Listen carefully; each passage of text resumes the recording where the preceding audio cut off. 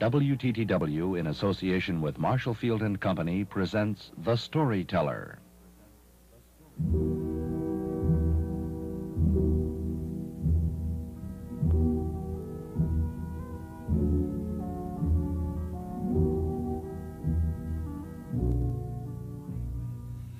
I dwell among the heroes of your favorite stories. Come, share with me the adventures of reading.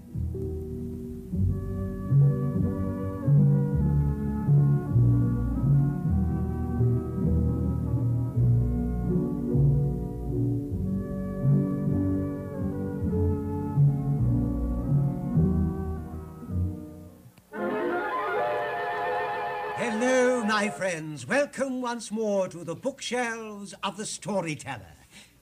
Would you like to be a private eye?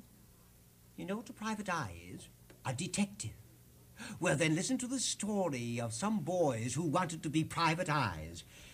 Our title is The Case of the Cats Meow, written by Crosby Bonsall and published by the Harper and Row. What, I wonder, has a cat's meow got to do with private eyes? Well, let's find out, shall we? Our story goes like this. Snitch was yelling. He was pulling a wagon with a funny thing in it. And he was yelling. "Stop yelling!" yelled his brother Wizard. "Stop yelling!" yelled his friend Skinny. "Stop yelling!" yelled his friend Tubby. Snitch stopped yelling, and it was very quiet. The little noise in the wagon sounded like a loud cry. Meow! There, in an old bird cage, sat Mildred.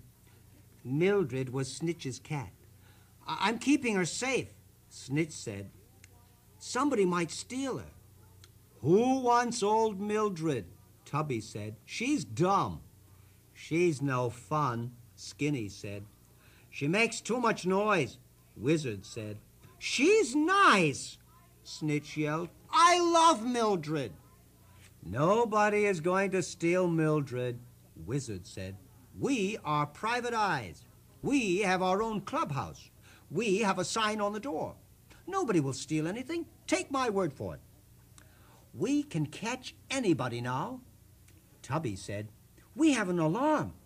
"What alarm?" Snitch asked. "The alarm we just put in," Skinny said. "Step over this string." "See?" Wizard said. "If anybody comes sneaking around here, he'll trip over this string. That will pull this pail of water down on his head, and then the string on the pail handle will ring this bell, and it'll ring and ring and ring." Snitch said, "And we'll catch whoever wants to steal Mildred." "Nobody wants to steal Mildred," Wizard said. "Take my word for it." Snitch started to yell. "Come on," said Wizard. "It's almost time for supper." "I knew it must be," Tubby said. They stepped over the string. Nobody wanted to set off the alarm. When Snitch and Wizard got home, Mildred ran up the back steps. She ran in the little door in the big door that was her door. "She's nice," Snitch said. "I love Mildred." But did Mildred love Snitch? The next morning she didn't come when Snitch called her. He called and he called and he called. Wizard looked out the window. "Somebody stole Mildred!" Snitch yelled. "Nobody stole Mildred," Wizard said. "Take my word for it." But he came down in a hurry. "I'll call Skinny and Tubby," Wizard said. "They'll help us find Mildred." "Somebody stole her," Snitch said, and he started to yell. The boys looked for Mildred all that day. Anybody seen a dumb cat?" Tubby asked. "Anybody seen a cat?" Skinny asked. She doesn't do much." "Anybody seen a noisy cat?" Wizard asked. "Have you seen my cat Mildred?" Snitch asked. "She's soft, and she's nice, and I love her." But he didn't find Mildred. Nobody found Mildred. Nobody had even seen Mildred. Back at the clubhouse, Wizard said, "We're not very good private eyes if we can't find Mildred." "But how can we?" Skinny asked. "Food," Tubby said. "Mildred has to eat." "Hey, that's a good idea," said Wizard. "Tonight we'll put food in the yard. If Mildred is hungry, she'll come home." "She likes liver," Snitch said, "and strawberry jelly without seeds." "I like strawberry jelly," Tubby said. Each of the boys brought some food. Next day, they had cats, all right. They had cats in the tree, cats on the roof, they had cats on the grass, and one cat sitting on a stone in the middle of the brook. But no Mildred. "Our plan was no good," Wizard said. "How do we get rid of these cats?" "I know," Skinny cried. "Dogs! Dogs will chase the cats away." "They'll scare Mildred," Snitch said. "Mildred isn't here," Wizard said. Snitch started to yell again. Well, the boys brought every dog they could find on the block. They got rid of the cats, all right. But now they had dogs. They had dogs in the tree, dogs on the roof.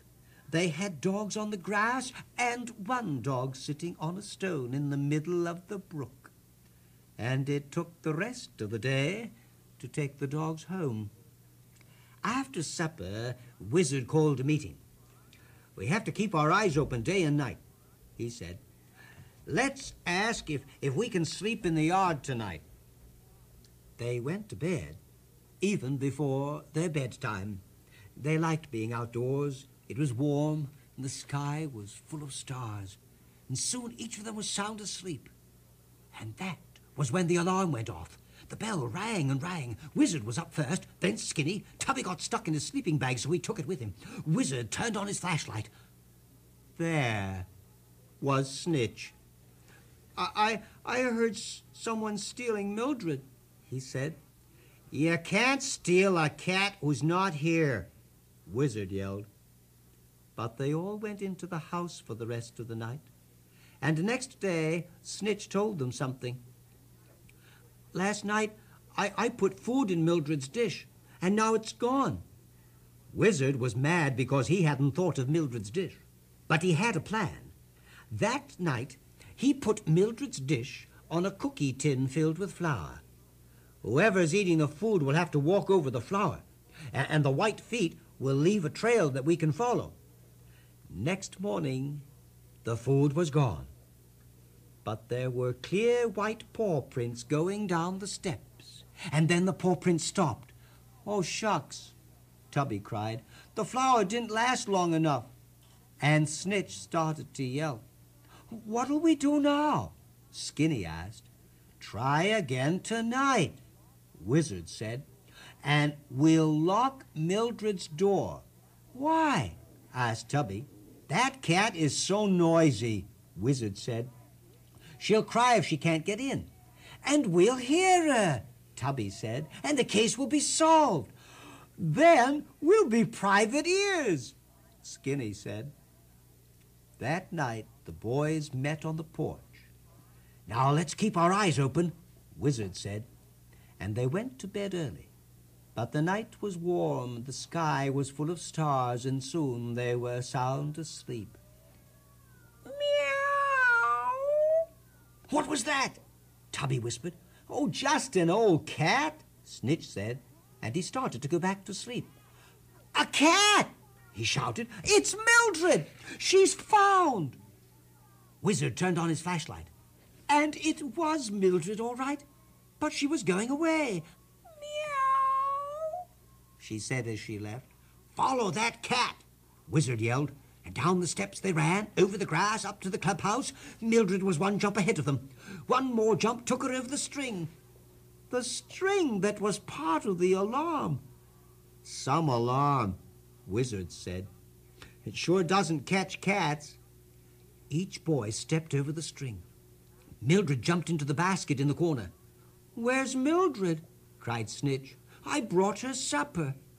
"The case is solved," said Wizard. "I told you nobody stole her." Snitch ran over to the basket. He started to yell again. Mildred has kittens! Oh, boy, I want one, Tubby cried. Me too, said Skinny. Don't forget me, Wizard said. But Snitch had his arms around the basket. Tubby said Mildred was dumb, Snitch said. Skinny said she was no fun. Wizard said she made too much noise. Well, they had said all those things, and right then they changed their minds.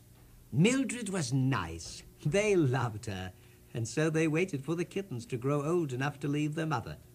And when they were old enough, Snitch gave a kitten to each private eye.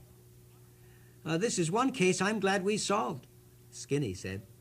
It's lucky, said Tubby. We're such good private eyes. The alarm didn't help us. Snitch was the only one we ever caught with it, Wizard said. Mildred will take care of us now, Snitch said. No, my cat will, said Tubby. No, my cat will, said Skinny. No, my cat will, said Wizard. You can take my word for it. And Snitch was yelling again. Do you like that story? I did too. Yes, it's fun to read stories, isn't it? Have you ever tried to be a detective? Private eye? Say, you know what I wish you'd do? I wish you'd write and tell me whether you have or not. I wish you'd write and tell me whether or not you like the story tonight or whether or not you like any of my stories. You could tell me those you liked the most, those you didn't like at all. I hope there weren't any like that, but there might have been. And you might also like to draw a picture like you have before. Some of you have drawn some lovely pictures of me. I've kept them. Some of you have drawn pictures of some of the characters in our stories. I wish you would do that again.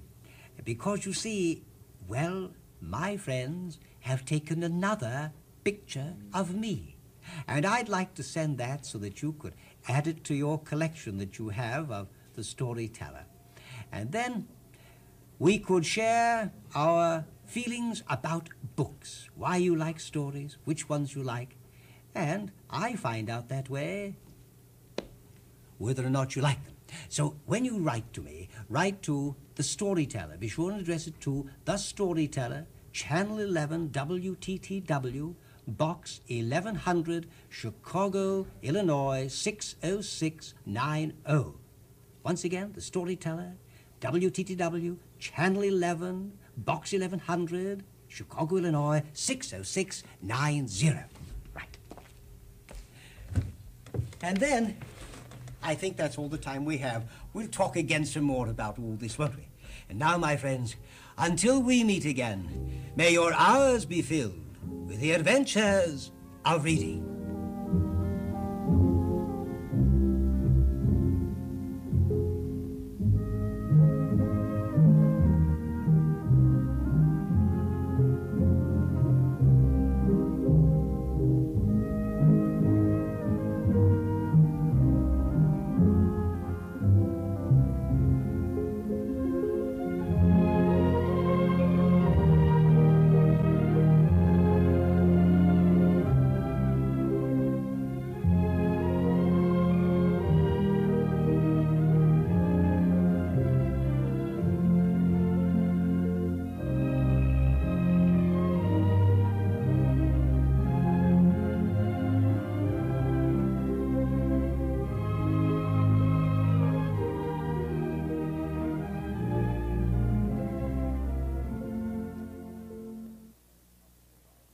The Storyteller is made possible by a grant from Marshall Field and Company. Books used on the program are provided by the Book Department of Marshall Field and Company.